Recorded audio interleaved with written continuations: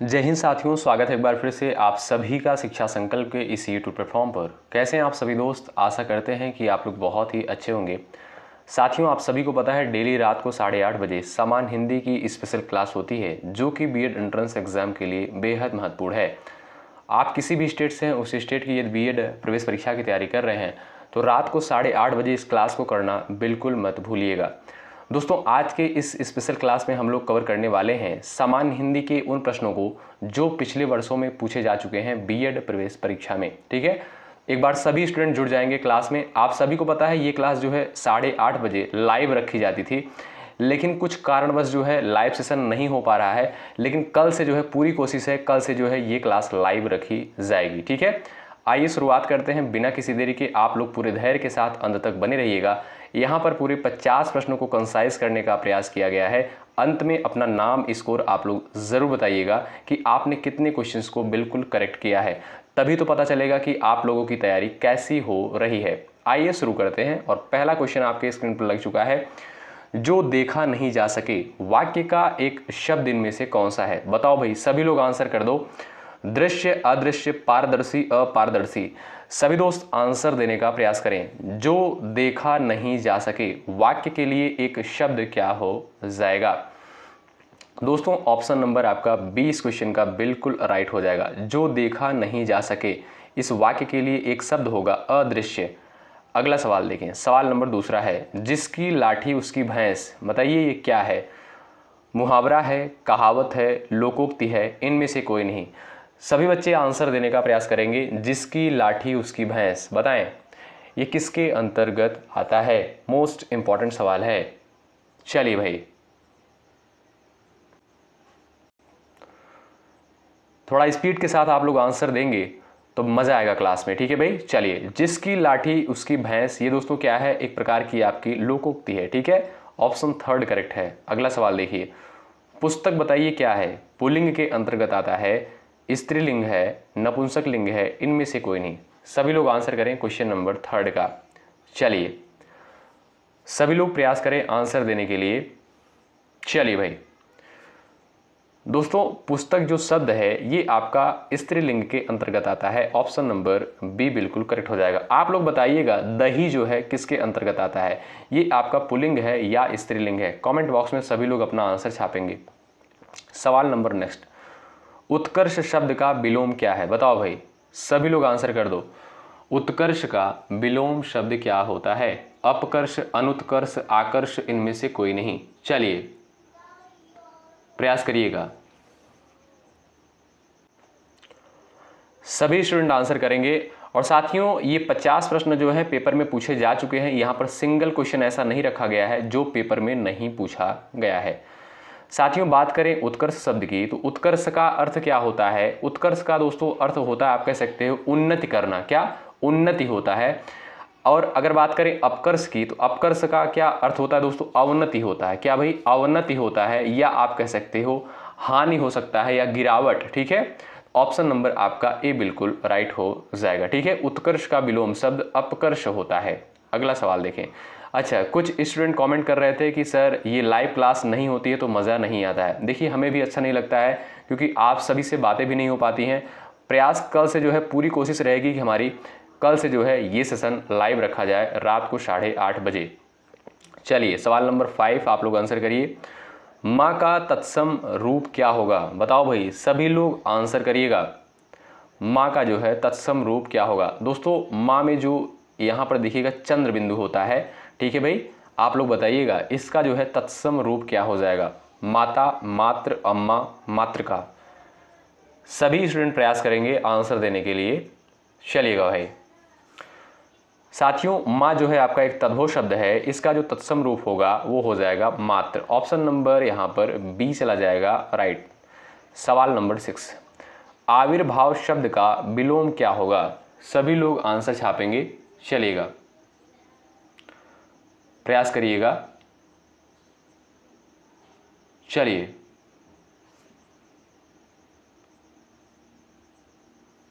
साथियों, अगर बात करें आविर्भाव शब्द की तो आविर्भाव का अर्थ क्या होता है? आप कह सकते हो प्रकट होना। क्या भाई? प्रकट होना। ठीक है, अच्छा, इसका विलोम क्या हो जाएगा, इसका विलोम हो जाएगा तिरोभाव। तिरोभाव का अर्थ दोस्तों क्या हो जाएगा, अदृश्य होना। क्या भाई, अदृश्य होना। ठीक है, ऑप्शन नंबर बी आपका चला जाएगा बिल्कुल राइट आंसर। और भाई सेशन को सभी लोग लाइक कर दो, लाइक की संख्या आप लोग बढ़ाते चलो। ठीक है, जो भी साथी चैनल पर नए हैं शिक्षा संकल्प के इस यूट्यूब प्लेटफॉर्म से जरूर जुड़ें, निश्चित रूप से यहाँ से आपको हेल्प मिलेगी। नीली साड़ी, बताइएगा इसमें जो है विशेषण कौन सा है, संख्यावाचक, परिमाणवाचक, गुणवाचक, सार्वनामिक विशेषण, बताइए। सभी लोग आंसर देने का प्रयास करें। मोस्ट इंपॉर्टेंट सवाल।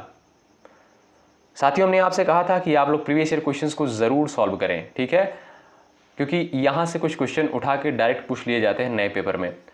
बात करें दोस्तों नीली साड़ी की, तो यहाँ पर देखोगे आप लोग कौन सा विशेषण है। साड़ी दोस्तों कैसी है, नीली है। किस कलर की है, नीली है। ऑप्शन नंबर आपका यहाँ पर थर्ड करेक्ट हो जाएगा। यानी जो है साड़ी का गुण बताया जा रहा है, यानी साड़ी जो है नीली कलर की है। ऑप्शन नंबर आपका यहाँ पर थर्ड करेक्ट है, ये आपका गुणवाचक विशेषण के अंतर्गत आएगा। सवाल नंबर 8, रमेश शब्द में कौन सी संधि है, बताओ भाई। सभी लोग आंसर छापोगे। गुण संधि, वृद्धि संधि, अयादि संधि। इसको आदि की जगह अयादि कर लीजिएगा दोस्तों। क्या, अयादि कर लीजिएगा। ठीक है भाई, चलिए। दीर्घ संधि, बताइए इसमें कौन सा ऑप्शन आपका बिल्कुल सही उत्तर हो जाएगा। रमेश शब्द में कौन सी संधि है, चलिए प्रयास करें। सभी दोस्त आंसर देने का प्रयास करें। अगर दोस्तों मैं आपसे पूछूं कि रमेश का संधि विच्छेद क्या हो जाएगा, आप कहोगे सर रमा प्लस ईश होगा। क्या, रमा प्लस ईश हो जाएगा। ठीक है भाई, यहाँ पर बात करें संधि की तो गुण संधि वाले दोस्त बिल्कुल राइट हैं। और यहाँ पर एक मात्रा लगी है, हमने आपसे कहा था सिंगल मात्रा जिसमें लगी होती है लगभग प्रश्न में, यानी 99 क्वेश्चन में गुण संधि होता है। ठीक है, आपका यहाँ पर हो जाएगा ऑप्शन नंबर ए करेक्ट, गुण संधि। अगला सवाल देखिए, सवाल नंबर 9, तरंग शब्द का अर्थ क्या है। सभी लोग आंसर छापो। तरंग का अर्थ क्या हो जाएगा, पुष्कर, कूल, जलधि, ऊर्मी, बताएं भाई। चलिए, तरंग शब्द का पर्यायवाची शब्द क्या होगा। साथियों बात करें तरंग शब्द की, तो तरंग शब्द के जो पर्यायवाची शब्द होते हैं आपका लहर होता है। क्या, लहर होता है। और आप कह सकते हो हिलोर। क्या, हिलोर होता है। और आप कह सकते हो उर्मी। ऑप्शन नंबर आपका यहाँ पर डी बिल्कुल करेक्ट होगा। ठीक है, अगला सवाल देखिए भाई, सवाल नंबर 10, जो शब्द क्रिया की विशेषता बताते हैं उन्हें क्या कहते हैं। सभी प्यारे दोस्त आंसर दें। जो शब्द जो है क्रिया की विशेषता बताते हैं उन्हें क्या कहते हैं। सर्वनाम, विशेषण, संबंध बोधक, क्रिया विशेषण। चलिए भाई आंसर दीजिएगा। साथियों जब आप लोग प्रीवियस ईयर क्वेश्चन करते हो तो आप यहाँ पर जो है आपकी बहुत सारी चीज़ें क्लियर होती है। एक तो ये होता है आपको कॉन्फिडेंस आता है अगर आप लोग सही क्वेश्चन करते हो, और ये भी पता चलता है कि पेपर में किस तरीके से क्वेश्चन पूछे जाते हैं, कहाँ से किस टॉपिक से क्वेश्चन उठाए जाते हैं और लेवल क्या होता है, आपको सारी चीज़ें पता चलती हैं। ठीक है, इसलिए प्रीवियस ईयर क्वेश्चन पर ज़्यादा फोकस करें।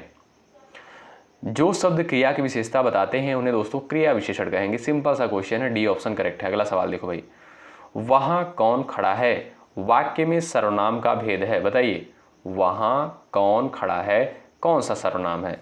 पुरुषवाचक सर्वनाम, प्रश्नवाचक, अनिश्चयवाचक, निश्चयवाचक, बताओ भाई। चलिए दोस्तों यहाँ पर देखोगे आप लोग क्वेश्चन किया जा रहा है, यानी वहाँ कौन खड़ा है क्वेश्चन किया जा रहा है, ये आपका कौन सा हो जाएगा, प्रश्नवाचक सर्वनाम। ऑप्शन नंबर दोस्तों बी बिल्कुल करेक्ट है। चलिए अगला सवाल देखते हैं। जो शब्द दो वाक्यांशों, शब्दों और वाक्यांशों को जोड़ने का कार्य करते हैं क्या कहलाते हैं। बताइए, क्रिया विशेषण, संबंध बोधक, समुच्चय बोधक, विस्मयादि बोधक। बेसिक सा क्वेश्चन है, सभी लोग छाप दो आंसर।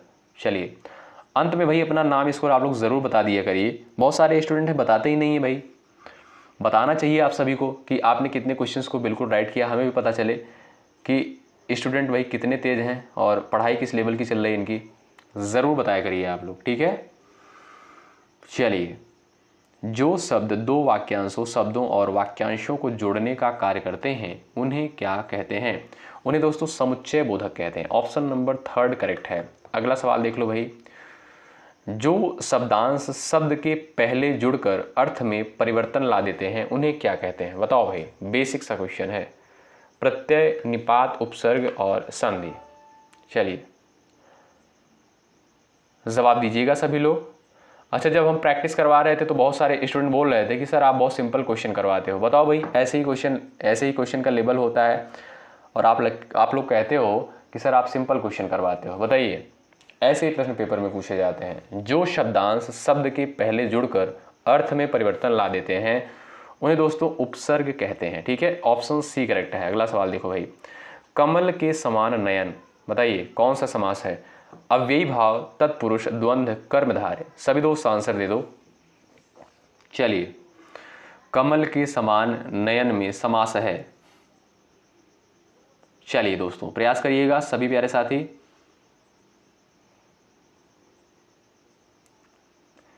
चलिएगा भाई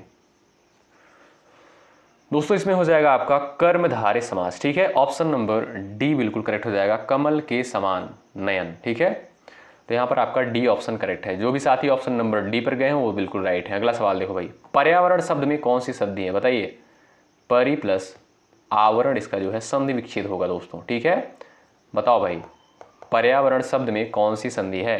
सभी का आंसर आना चाहिए इस प्रश्न के लिए। ठीक है दोस्तों, यहाँ पर यण संधि हो जाएगी आपकी। यहाँ पर ऑप्शन नंबर बी करेक्ट हो जाएगा। यन की जगह दोस्तों यण कर लीजिएगा। ठीक है, यण होता है ना कि यन। ऑप्शन नंबर बी करेक्ट है। अगला सवाल देखो भाई, अंक का सर्वाधिक उपयुक्त अर्थ युग्म बताइए। चलो भाई सभी लोग आंसर करो। चिन्ह, लेख, संख्या, गोद, धब्बा, पाप, डिठौना, निशान। बताओ भाई, अंक का सर्वाधिक उपयुक्त अर्थ युग्म कौन सा हो जाएगा? दोस्तों एक अंक का अर्थ क्या होता है? संख्या होता है। एक अंक का अर्थ होता है गोद। ऑप्शन नंबर बी वाले दोस्त यहाँ पर राइट है। अगला सवाल देखो भाई, अरण्य रोदन का अर्थ क्या है? बताओ भाई, छाप दो सभी लोग आंसर। भाई देखिए, पूरे धैर्य के साथ अंत तक बने रहिएगा आप लोग। ठीक है, बहुत मेहनत के साथ ये सभी क्वेश्चन तैयार किए जाते हैं और अंत तक जरूर बने रहिएगा आप लोग, जो भी साथी जुड़े हुए हो। चलिए, और लाइक की संख्या आप लोग बढ़ाते चलो भाई। ठीक है, अरण्य रोदन का अर्थ दोस्तों क्या होगा? व्यर्थ में अपनी विपदा सुनाना। ऑप्शन नंबर थर्ड बिल्कुल राइट हो जाएगा। ठीक है भाई, अगला सवाल देखो भाई, सिर से पानी गुजर जाना मुहावरे का अर्थ क्या होगा? बताओ सभी लोग आंसर छाप दो। सिर से पानी गुजर जाना मुहावरे का अर्थ क्या हो जाएगा? सभी दोस्त आंसर देंगे यहाँ पर। अच्छी चीज़ का और अच्छा हो जाना, अपमान सहन कर लेना, सहनशीलता की सीमा टूट जाना, बाढ़ आ जाना। बताओ भाई, छाप दो सभी लोग अपना आंसर। सिर से पानी गुजर जाना मुहावरे का अर्थ क्या होगा? चलिए सभी दोस्त प्रयास करो भाई आंसर देने के लिए। अच्छा, जो भी साथी ऑप्शन नंबर यहाँ पर डी पर गए हैं वो बिल्कुल करेक्ट है, सहनशीलता की सीमा टूट जाना। ठीक है, डी ऑप्शन करेक्ट है। अगला सवाल देखो, आंखें खुलना मुहावरे का अर्थ क्या है? बताओ सभी लोग, सवाल नंबर 19 का आंसर करो। आंखें खुलना मुहावरे का अर्थ डर जाना, होश में आना, नींद खुलना, सच्चाई समझ में आना। चलिए दोस्तों, आंखें खुलना मुहावरे का अर्थ होता है होश में आना। आपका बी ऑप्शन बिल्कुल करेक्ट है। सवाल नंबर नेक्स्ट, निम्नलिखित वाक्यों में से किस वाक्य में सर्वनाम का अशुद्ध प्रयोग हुआ है? वह स्वयं यहाँ नहीं आना चाहती, आपके आग्रह पर मैं दिल्ली जा रहा हूँ, मैं तेरे को एक घड़ी दूंगा। ये तो बिल्कुल गलत लग रहा है भाई, मुझे इस बैठक की सूचना नहीं थी। तो यहाँ पर ऑप्शन नंबर दोस्तों देखिए पता ही चल गया, ऑप्शन नंबर थर्ड करेक्ट हो जाएगा। अशुद्ध यहाँ पर शब्द हो जाएगा। ठीक है, अशुद्ध सर्वनाम शब्द जो होगा ऑप्शन थर्ड चला जाएगा राइट। चलिए आगे बढ़ते हैं और सवाल नंबर नेक्स्ट देखेंगे। लिखना शब्द की भाववाचक संज्ञा बता दो भाई। चलिए, भाववाचक संज्ञा दोस्तों क्या होती है? जिसे आप प्लेट में नहीं परोस सकते हो, जिसे आप छू नहीं सकते हो, सिर्फ और सिर्फ महसूस कर सकते हो, उसे हम क्या कहेंगे दोस्तों? भाववाचक संज्ञा कहेंगे। बताओ, जैसे ईमानदारी हो गई, मिठास हो गया। ठीक है, ये सभी आपकी जो है, बुढ़ापा हो गया, ये सभी आपकी जो है कैसी संज्ञा होती है? भाववाचक के अंतर्गत आती है। तो बताइए लिखना का भाववाचक संज्ञा क्या हो जाएगा? आप लोग बता दो भाई, सभी लोग छाप दो अपना आंसर, सभी प्यारे साथी। चलिएगा भाई, जो भी साथी ऑप्शन नंबर बी पर गए हैं उनका जवाब बिल्कुल यहाँ पर करेक्ट है, लिखाई। आओ अगला सवाल देखते हैं। जो शब्द के परस्पर मेल से बने तीसरे शब्द को क्या कहते हैं? बताइए। समास, संधि, व्याकरण, विकार। बताओ। दो शब्द के परस्पर मेल से बने तीसरे शब्द को जो है क्या कहते हैं? चलिए भाई ध्यान दीजिएगा, यहां पर दोस्तों शब्दों का मेल हो रहा है, ठीक है, तो दोस्तों समास हो जाएगा। जहां पर वर्णों का मेल होता है वहां पर संधि होगा। कुछ लोग बी पर टिक लगा रहे होंगे, लेकिन बी नहीं होगा, ए होगा, ठीक है। शब्दों का मेल हो रहा है समास, वर्णों का मेल जहां पर हो वहां आप संधि कहेंगे। अगला सवाल देख लो भाई, बेटा शब्द का स्त्रीलिंग क्या होगा? बिल्कुल बेसिक क्वेश्चन है। चलिए भाई जवाब दे दीजिए आप लोग, बिल्कुल बेसिक सा क्वेश्चन आप कह सकते हो। बेटा शब्द का स्त्रीलिंग क्या होगा? बेटी होगा। ऑप्शन नंबर बी करेक्ट है। क्यों भाई?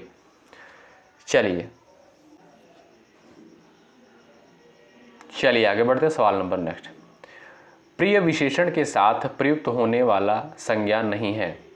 चलिए बताओ। विषय, कवि, मित्र, बैरी।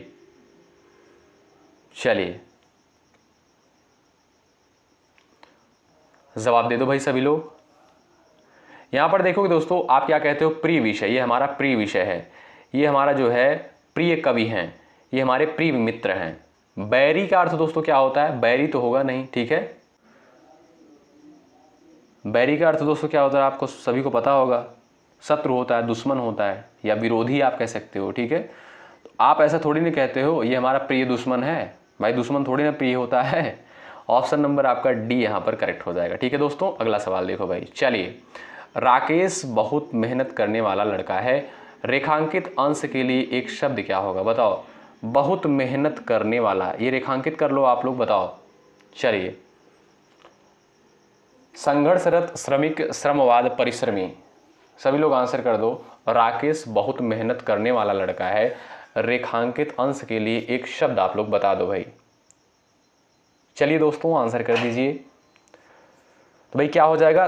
परिश्रमी। ऑप्शन नंबर यहां पर डी बिल्कुल करेक्ट होगा।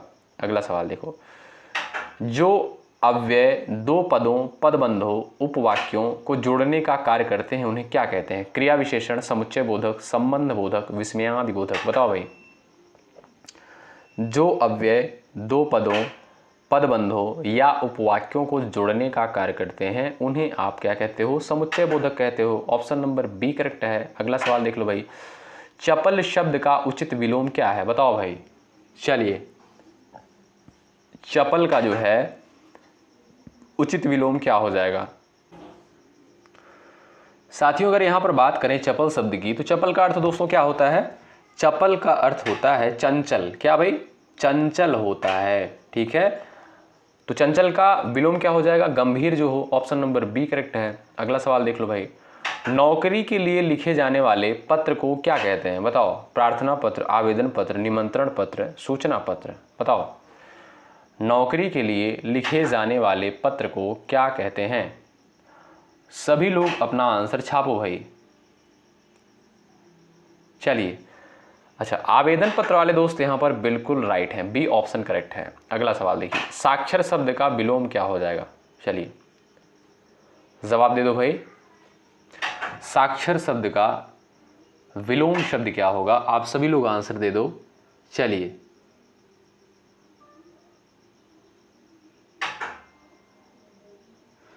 साक्षर का अर्थ दोस्तों आप कह सकते हो जिसे अक्षर का ज्ञान होता है उसे आप साक्षर कह सकते हो। निरक्षर यानी जिसे अक्षर का ज्ञान ना हो, ठीक है। तो ऑप्शन नंबर यहां पर थर्ड बिल्कुल राइट है। साक्षर का विलोम निरक्षर होता है। अगला सवाल देख लो भाई, सवाल नंबर 30, अपने मित्र को पत्र भेजते समय उसके पते के अंत में क्या लिखेंगे आप? उसके मकान का नंबर लिखोगे कि उसकी गली अथवा सड़क का नाम लिखोगे, या केवल उसके शहर का नाम लिख दोगे, या उसके शहर का नाम तथा पिन कोड दोनों लिखोगे? बताओ क्या लिखोगे आप लोग। चलो भाई बताओ। आप लोग कहोगे सर कुछ नहीं लिखेंगे, व्हाट्सअप कर देंगे। क्यों भाई? मान लीजिए व्हाट्सअप का ज़माना नहीं रहा है, बताइए तब आप क्या करोगे? चलिए, अपने मित्र को पत्र भेजते समय उसके पते के अंत में क्या लिखेंगे? उसके शहर का नाम तथा पिन कोड लिखेंगे भाई, ठीक है। ऑप्शन नंबर डी करेक्ट होगा। अगला सवाल देख लो भाई, 31। भाई लाइक की संख्या आप लोग बढ़ाते चलो, ठीक है, लाइक की संख्या बढ़नी चाहिए। प्रातः काल होने पर रात का अंधेरा मिट गया, रेखांकित शब्द का विलोम क्या हो जाएगा? चलिए दोस्तों इस वाक्य में आपको अंधेरा का विलोम बताना है। बता दो भाई, प्रकाश, उजाला, रोशनी, धूप। सभी लोग आंसर छापो। चलिए, बिल्कुल साधारण सा क्वेश्चन है, आप लोग बता दो भाई। चलिएगा भाई, अंधेरा का दोस्तों विलोम शब्द क्या होगा? उजाला हो जाएगा। ऑप्शन बी करेक्ट है। अगला सवाल देखो। चलो, सवाल नंबर नेक्स्ट। वह टमटम, खाली स्थान दिया है, घर वापस जा रहा है, से, द्वारा, का, ने। बताओ क्या आएगा खाली स्थान की जगह पर? चलिए, गलतियां इसमें भी आप लोग मुझे लगता है करोगे। क्यों? कुछ लोग कहेंगे से आएगा, लेकिन से नहीं आएगा दोस्तों। वह टमटम द्वारा घर वापस जा रहा है। ऑप्शन नंबर बी करेक्ट है। ठीक है, आइए अगला सवाल देखते हैं। खून खौलना मुहावरे का अर्थ क्या है? बताओ भाई। बहुत क्रोध आना, क्रोध से पागल हो जाना, क्रोध रोक न सकना, आंखें लाल हो जाना। बताओ, सभी लोग आंसर कर दो। खून खौलना मुहावरे का, भाई खोलना नहीं होगा, खौलना होगा। ठीक है, औ की मात्रा होगी। चलिए, जवाब दे दो आप लोग। सभी लोग आंसर कर दो भाई। चलिए, प्रयास करिएगा सभी प्यारे साथी आंसर देने के लिए। चलिए भाई,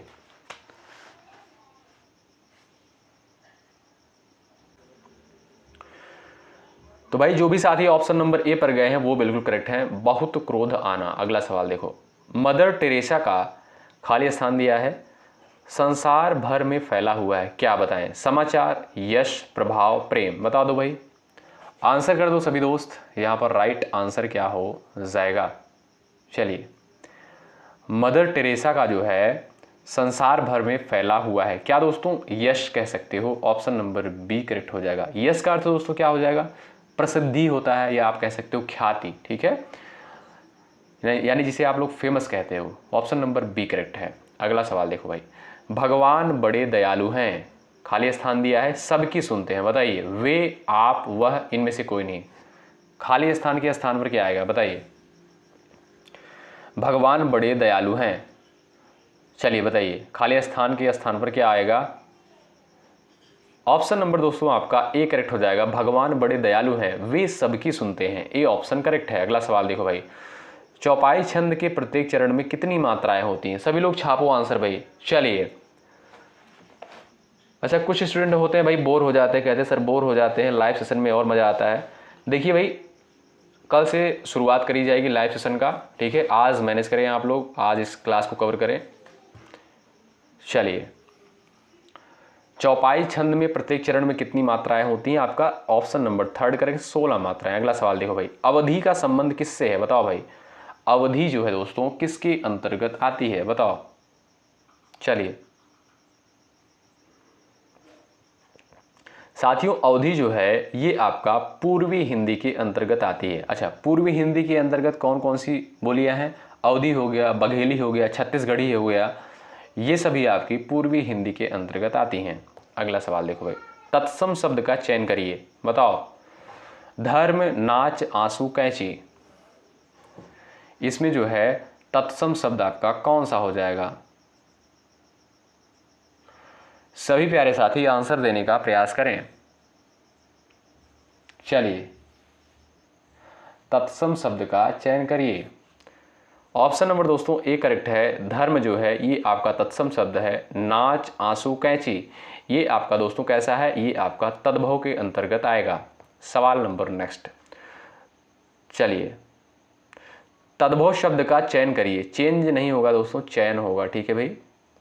चलिए, तद्भव शब्द का चयन कर दीजिए आप लोग। घनिष्ठ, उदय, खीर, अग्नि। बताओ, इसमें आपका तद्भव शब्द कौन सा है? सभी प्यारे साथी आंसर दे दें।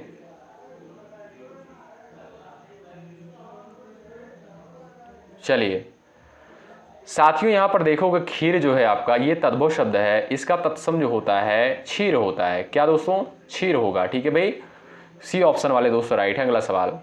धोबी का स्त्रीलिंग क्या होगा? बता दो भाई, छाप दो आंसर। चलिए सभी दोस्त भाई लाइक की संख्या बढ़ाते चले। जो भी साथी चैनल पर नए हैं सब्सक्राइब करके बेल आइकन को जरूर प्रेस कर लेंगे। ठीक है, जो भी साथी चैनल पर नए हैं जरूर सब्सक्राइब करेंगे और सेशन को लाइक करना बिल्कुल मत भूलिएगा। आप लोग, आपके लिए मेहनत किया जा रहा है, बेहतर प्रयास किया जा रहा है, आपका कर्तव्य बनता है सेशन को जरूर लाइक करें।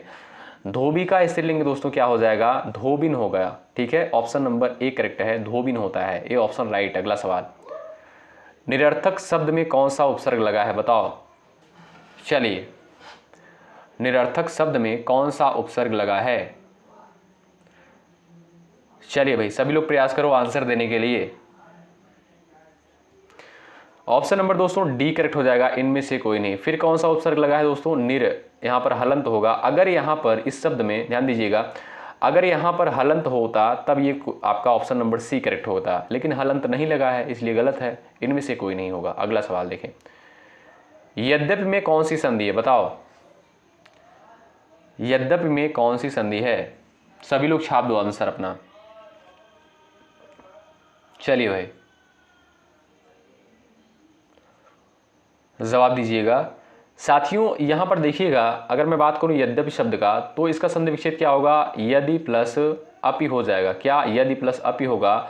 और बात करें इसमें संधि की तो यण संधि होगा, यण नहीं दोस्तों यण कर लीजिएगा। ठीक है, यण संधि होगा, ऑप्शन नंबर थर्ड करेक्ट। अगला सवाल, गायक शब्द में कौन सी संधि है बताओ।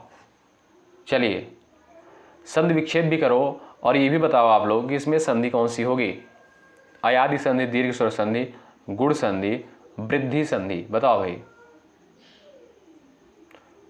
चलिए सभी दोस्त प्रयास करें। साथियों अगर गायक शब्द की बात करो तो यहां पर अगर इसका संधि विच्छेद आप करोगे क्या होगा, गय प्लस अक, इसका जो है संधि विच्छेद होता है। बहुत महत्वपूर्ण है, पेपर में पूछता है।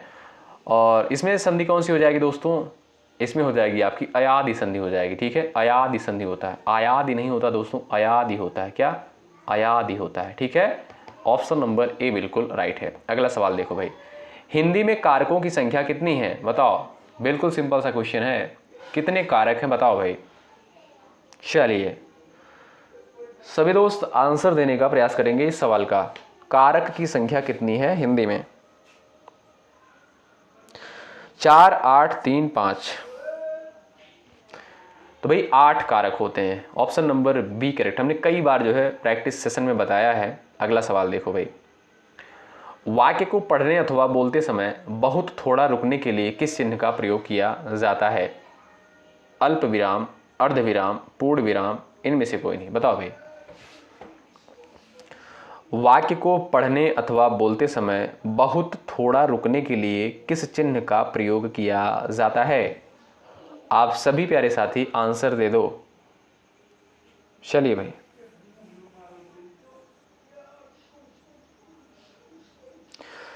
जो भी साथी ऑप्शन नंबर ए पर जा रहे हैं वो बिल्कुल राइट है, बहुत शानदार। और जो लोग ऑप्शन नंबर बी पर जा रहे हैं वे लोग कान पकड़कर सॉरी बोलें।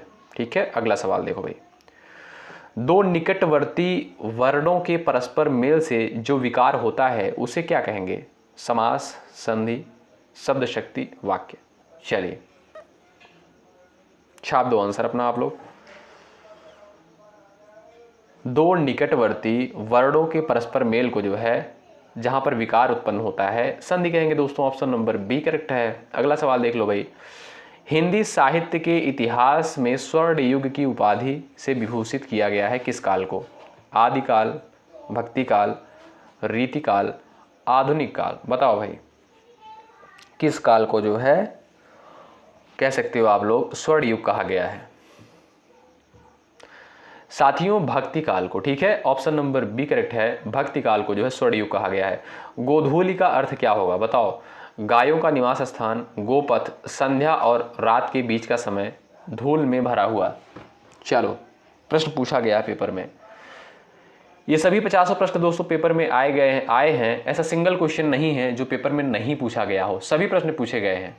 चलिए लाइक की संख्या भाई आप लोग बढ़ाते चलो। और यहाँ पर सिर्फ और सिर्फ 2 क्वेश्चन और बचे हैं इस क्लास में। गोधूली का दोस्तों क्या हो जाएगा अर्थ, संध्या और रात के बीच का समय, ऑप्शन नंबर थर्ड बिल्कुल राइट है। अगला सवाल देखिए, अगोचर का अर्थ बताओ, अगोचर का अर्थ क्या हो जाएगा। चलिए आगे चलने वाला, जो आंखों से दिखाई न दे, दृष्टिहीन, विचरण न करने वाला। चलिए आंसर दे सकते हो आप लोग। अगोचर का अर्थ दोस्तों हो जाएगा जो आंखों से दिखाई ना दे, ऑप्शन नंबर बी करेक्ट है। और इस क्लास का ये लास्ट क्वेश्चन है, आप लोग आंसर करिएगा, ठीक है। इस क्वेश्चन का आंसर आप लोग करेंगे। जाति पाति पूछे नहीं कोई, हरि को भजय सो हरि का होई, किस कवि की पंक्ति है। पेपर में पूछा गया है, कबीरदास, सूरदास, तुलसीदास, इनमें से कोई नहीं। आप सभी लोग आंसर करोगे, इस कमेंट बॉक्स में सभी लोग छापोगे। इससे पता चलता है कि ऐसे कितने स्टूडेंट हैं जो अंत तक क्लास में बने थे, ठीक है। और आप लोग ज़रूर जवाब देने का प्रयास करिएगा, ये भी सवाल पेपर में पूछा गया है। ये सभी प्रश्न जो है 50 प्रश्न बेहद इंपॉर्टेंट हैं। मैं आपसे फिर से कह रहा हूँ दोस्तों, आप लोग प्रीवियस ईयर क्वेश्चन को बिल्कुल मत छोड़िएगा, ज़रूर कर लीजिएगा। चाहे रीजनिंग हो गया, हिंदी हो गया, जीके जीएस हो गया, सभी को आपको करना है, अच्छे से सॉल्व करना है। चाहे टीचिंग एप्टीट्यूड हो गया, सबको देखना है, ठीक है। और हमसे जितना हो पाएगा मैं आपके लिए बेहतर प्रयास करूंगा, बेहतर चीज़ें आपको देने का प्रयास करूंगा।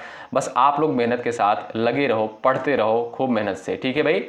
चलिए मिलते हैं आपसे नेक्स्ट क्लास में, तब तक के लिए बाय बाय, टेक केयर। आप लोग अपना ख्याल रखें, अपने माता पिता का ख्याल रखें, और जय हिंद, जय भारत,